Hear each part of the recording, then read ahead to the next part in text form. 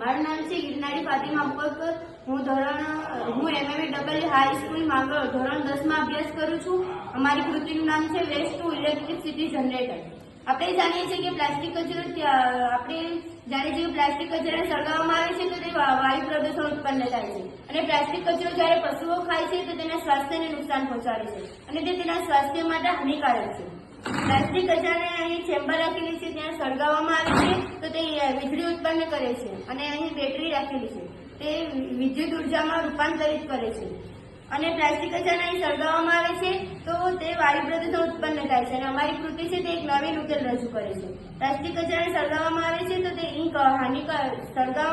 હાનિકારક ધુમાડાને DC motor શોષી લે છે અને તેના દ્વારા કાર્બન ફિલ્ટર દ્વારા તેની ઇંક બને છે જેનો ઉપયોગ આપણે શાહી બનાવવામાં કરીએ છીએ અને વધેલી રાખ છે તેનો ઉપયોગ આપણે ઈંટો પથ્થરો વગેરે બનાવી શકીએ.